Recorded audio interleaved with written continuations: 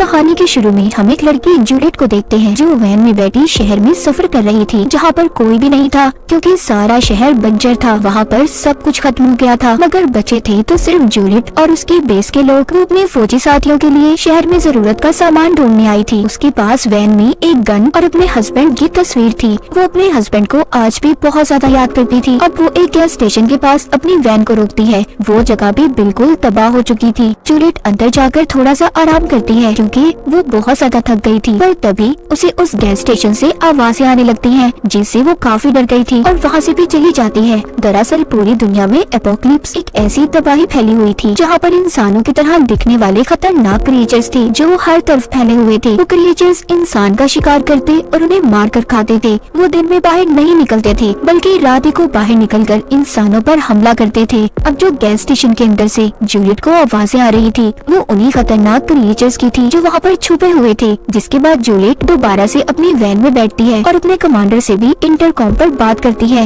वो भी जूलियट को क्रिएचर्स के बारे में बताते हैं और ये भी कहते हैं कि वो अपना काम ध्यान से करे। यहाँ पर जूलियट के इंटरकॉम की बैटरी खत्म होने वाली होती है, साथ ही रात भी होने वाली थी, इसीलिए वो अपनी वैन को एक छोटे रास्ते से ले जाने लगती है। थोड़ा आगे जाने पर उसे एक और वैन दिखाई देती है जहाँ पर एक आदमी जख्मी हालत में था। वो जाकर जब उसे देखती है तो वो जूलियट को बताता है कि कल रात मेरे ऊपर एक क्रिएचर ने हमला किया, उसी ने मेरा ऐसा हाल कर दिया है। मैंने उसे अपनी वैन में बंद किया हुआ है, पर वो आदमी बहुत ज्यादा दर्द में था, इसलिए वो जूलियट को खुद को मारने का कहता है क्योंकि उस आदमी से दर्द बर्दाश्त नहीं हो रहा था। जिसके बाद वो उस जख्मी आदमी की वैन में जाकर उस क्रिएचर को मार देती है और जरूरत का सामान लेकर बाहर आ जाती है। बाहर वो आदमी भी मर गया था। अब बस रात भी होने वाली थी, इसलिए जूलियट जल्दी से अपनी वैन में बैठकर अपनी बेस की तरफ जाने लगती है। जब वो जा रही थी तो रास्ते में वो अपने हस्बैंड जैक की तस्वीर को देखते हुए उसका ध्यान भटक जाता है और उसकी वैन का एक्सीडेंट हो जाता है। तो साथ ही यहाँ से कहानी जाती है पास्ट में, जब सब कुछ ठीक था, जब दुनिया ऐसी नहीं थी। जूलियट को हम एक आर्ट गैलरी में देखते हैं जहाँ पर वो पेंटिंग्स को देख रही थी। वहीं पर वो जैक से पहली बार मिली थी जो उस आर्ट गैलरी का मालिक था। आकर जैक उससे पूछता है कि तुम्हें वो पेंटिंग पसंद आई, जिस पर वो कहती है हाँ शायद, क्योंकि जूलियट यहाँ पर किसी पेंटिंग को देखने नहीं बल्कि वो तो यहाँ पर फ्री का खाने पीने के लिए आई थी। जैक भी उसकी बातों से समझ गया था कि उसे पेंटिंग्स के बारे में कुछ भी नहीं पता। वो उससे कहती है कि बाहर बारिश हो रही थी, मैं तो बस इसलिए यहाँ पर आई थी। पर जैक उसकी बातें सुनकर कहता है मैं जानता हूँ तुम्हें यहाँ पर गॉड ने भेजा है क्योंकि वो हमें मिलाना चाहते हैं। जिसके बाद वो जूलियट को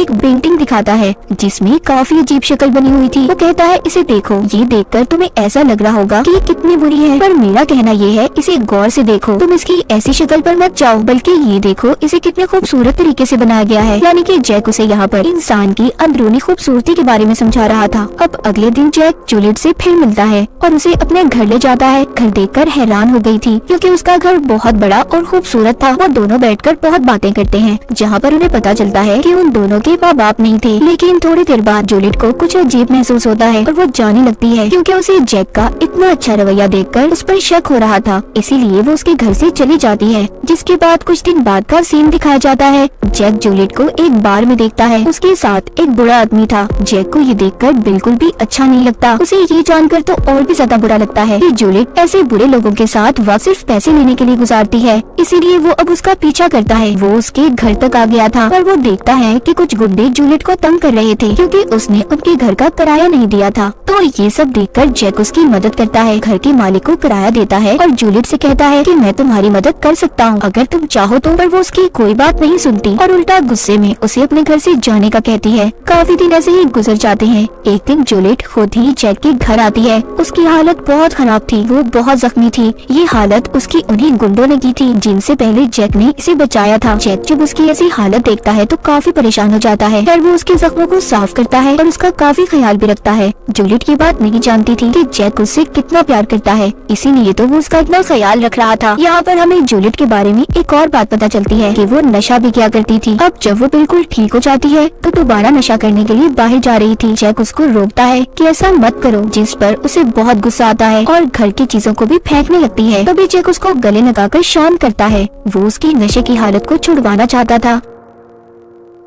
इसीलिए वो उसे शहर से दूर ले जाता है, जहाँ पर वो एक बहुत ही खूबसूरत घर खरीदता है। उन दोनों ने शादी भी कर ली थी और वहाँ पर हंसी खुशी रहने लगे थे। एक दिन जूलियट जैक को खुशखबरी देती है कि वो माँ बनने वाली है, जिससे जैक बहुत खुश होता है। और जब उनका बच्चा पैदा होता है तो वो मरा हुआ था, जिससे वो दोनों काफी दुखी हो गए थे। जैक इस बात को जानता था कि ये सब जूलियट की नशे वाली आदत की वजह से हुआ है, पर वो उसे कुछ नहीं कहता क्योंकि वो भी बहुत दुखी था। जूलियट फिर से पहले से भी ज्यादा नशा करने लगी थी। वो रात रात भर घर से बाहर रहती थी। जैक जाकर उसे ढूंढ कर लाता और उसका ख्याल रखता था। पर एक दिन जब दोनों गाड़ी में जा रहे थे तो उनके बीच झगड़ा हो जाता है। जूलियट उससे कहती है कि मेरे बच्चे की मौत के जिम्मेदार तुम हो, जिस पर जैक को बहुत गुस्सा आता है और वो गाड़ी से उतरकर एक फैक्ट्री के पास चला जाता है। और जूलियट भी एक बार में आ गई थी। तभी उसे जैक की कॉल आती है, पर वो उसे नहीं उठाती। लेकिन जब वो टीवी पर खबर देखती है जिसमें बताया जा रहा था कि फैक्ट्री के पास एक केमिकल धमाके की वजह से 40 लोग मर गए, तो वो बहुत ज्यादा डर जाती है और जैक के बारे में सोचने लगती है। तभी वो जैक का फोन उठाती है तो एक आदमी उसे बताता है कि जैक की हालत बहुत खराब है और वो हॉस्पिटल में है। जूलियट जल्दी से हॉस्पिटल जाती है। वो जाकर देखती है जैक एक कमरे में था जिसकी हालत बहुत खराब थी, जिसे देखकर अब जूलियट को पछतावा हो रहा था कि अगर उनके बीच झगड़ा न होता तो जैक की ऐसी हालत न होती। खैर जब ये जैक के पास जाती है तो वो बोल तो नहीं सकता था, इसीलिए वो एक बोर्ड पर उसे आई लव यू लिख कर देता है, जिसे देख जूलियट को बहुत रोना आता है क्योंकि अब उसे जैक के प्यार का एहसास हो गया था। वो उसे खोना नहीं चाहती थी। जूलियट को पूरा यकीन था कि वो ठीक हो जाएगा, उसे कुछ नहीं होगा। अगले दिन जब वो हॉस्पिटल आती है तो वहाँ पर जैक नहीं था। उसके पूछने पर हॉस्पिटल वाले बताते हैं कि वो मर गया है और उन्होंने उसकी लाश को जला दिया क्योंकि वो पूरी तरह से इन्फेक्टेड हो गया था। ये सुनकर तो जूलियट अब टूट चुकी थी। वो उसके मरने के बाद जैक की बहुत सी यादों को याद करती है। जैक के जाने के बाद जूलियट अब फिर से बिल्कुल अकेली हो चुकी थी, जिसके बाद हम कहानी को दोबारा से प्रेजेंट में देखते हैं, जहाँ पर जूलियट की वैन का एक्सीडेंट हुआ था। अब आहिस्ता आहिस्ता उसे होश आता है। उसकी टांग वैन में फंसी हुई थी। वो हिलने की कोशिश करती है मगर हिल नहीं पाती। तभी वो अपनी गन को देखती है जो वैन से थोड़ा दूर पड़ी थी। वो एक तार के जरिए उसे अपनी तरफ खींचने की कोशिश करती है पर नहीं खींच पाती। अब वो अपनी टांग को जैसे तैसे कर बाहर निकालती है। उसकी टांग की हड्डी टूट चुकी थी जो अब बाहर निकल रही थी। वो उस पर शराब को डालकर हाथ से उसे अंदर करती है, जिससे उसे बहुत दर्द हो रहा था। पर उसने अपनी टांग पर अब पट्टी बांध ली थी। वो अपनी वैन में मौजूद रेडियो से अपने बेस पर राब्ता करने की भी कोशिश करती है पर उसकी किसी से भी बात नहीं हो पाती। अब वो आहिस्ता आहिस्ता रेंगते हुए बाहर जाती है और जाकर अपनी गन उठा लेती है। तभी वहाँ पर उसके रेडियो के शोर से अजीब सा क्रिएचर आ गया था जो दिखने में बिल्कुल इंसान जैसा था। असल में ये जितने भी ऐसे क्रिएचर्स थे सब पहले इंसान थे, पर उस फैक्ट्री के केमिकल वाले धमाके की वजह से बचने वाले इंसान क्रिएचर्स में बदल गए, यानी वही धमाका जिसमें जैक की भी मौत हुई थी। जूलियट को तभी अपने रेडियो पर भी आवाज आती है। उसके बेस से कोई बोल रहा था, पर अब वो क्रिएचर भी उसकी तरफ आने लगा था क्योंकि रेडियो की आवाज उस क्रिएचर को जूलियट की तरफ खींच रही थी। तभी जूलियट उस रेडियो को अपनी वैन से दूर फेंकती है, जिससे वो क्रिएचर भी रेडियो के पास जाकर उसे उठाकर दूर फेंक देता है। जिसके बाद जूलियट कुछ ट्यूबलाइट्स को भी बाहर फेंकती है, जिससे अंधेरे में देखा जा सकता था ताकि उनकी मदद से रेडियो को ढूंढ सके। उसे रेडियो मिल तो जाता है पर साथ ही उसे क्रिएचर ने भी देख लिया था जो उसका पीछा करने लगता है, जिसे देखकर जूलियट दोबारा से अपनी वैन में आ जाती है और अपनी गन लेकर क्रिएचर का इंतजार करने लगती है। वो पीछे से आकर जूलियट को पकड़ लेता है मगर वो वैन के एक्सीलेटर को दबा देती है, जिससे वो डर गया था और थोड़ा पीछे हो जाता है मगर वो दोबारा से उस पर हमला कर देता है। जूलियट इस बार उस पर अपनी गन से गोली चलाकर उसे दूर करती है। अब उसकी रेडियो पर भी बात हो गई थी। उसके बेस के लोग कहते हैं कि तुम अपनी वैन में लगी ट्रैकिंग डिवाइस को ऑन कर दो जिससे हम तुम्हें ढूंढ लेंगे। वो ऐसा ही करती है। जहाँ पर वो एक तरफ क्रिएचर से बचने की कोशिश कर रही थी तो वहीं पर वो क्रिएचर उसकी वैन के सामने वाले शीशे को तोड़ने में कामयाब हो जाता है और उसकी तरफ बढ़ने लगता है, पर जूलियट जल्दी से हेडलाइट को चला देती है जिससे वो भाग गया था क्योंकि ये क्रिएचर्स ज्यादा रोशनी को बर्दाश्त नहीं कर सकते थे। बाद में वो फिर से रेडियो पर अपने बेस पर बात करती है जिस पर वो उससे कहते हैं कि हम लोग खतरे में फंसे हुए हैं, तुम भी अगर सुबह तक जिंदा रही तो हम तुम्हें बचा लेंगे। ये सुनकर तो जूलियट और ज्यादा डर गई थी। तभी उसे वहाँ पर एक और गाड़ी की आवाज आती है। वो उस गाड़ी को देखकर उन्हें आवाज लगाने लगती है। दरअसल वो चोर और गुंडे थे जो लोगों को मारकर उनके सामान को चुराकर भाग जाते थे। उस गाड़ी में से एक आदमी जब जूलियट की आवाज सुनता है तो उल्टा वो उसे बचाने की बजाय उसे मारने आया था, पर वहाँ मौजूद क्रिएचर उस आदमी को खींचकर मार देता है और खा जाता है, जिससे जूलियट की जान बच गई थी। उस आदमी के बाकी साथी क्रिएचर से डरकर भाग गए थे मगर अब बेचारी जूलियट सब चीजों से बहुत ज्यादा डर गई थी और खुद ही अपनी जान लेने का सोचती है क्योंकि वो क्रिएचर के हाथों नहीं मरना चाहती थी।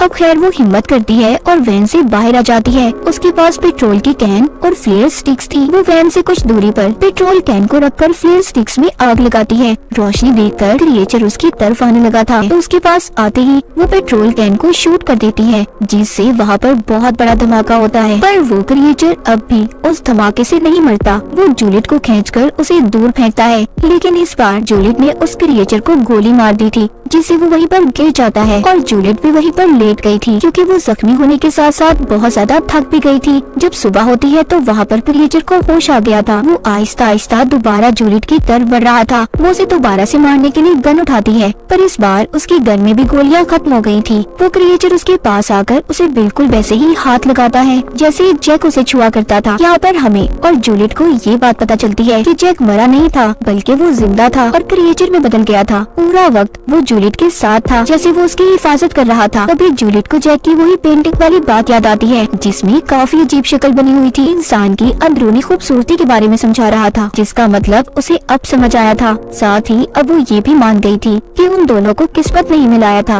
वो अब जैक को बताती है कि वो भी उससे बहुत प्यार करती है। वो दोनों काफी दुखी हो गए थे, जिसके बाद आखिर में जूलियट खुद को और जैक को गोली मारकर मार देती है। उसने ऐसा शायद इसलिए किया क्योंकि जैक की ऐसी हालत का जिम्मेदार वो खुद को मानती थी, और जैक को उसने इस वजह से मारा। वो उसे ऐसी हालत में देखकर बहुत दुखी थी। वो नहीं चाहती थी कि जैक और किसी को भी नुकसान पहुंचाए। तो हमेशा अपने उन प्यारों का ख्याल रखें जो आपसे प्यार करते हैं। ये सर्वाइवल कहानी यहीं पर खत्म हो जाती है।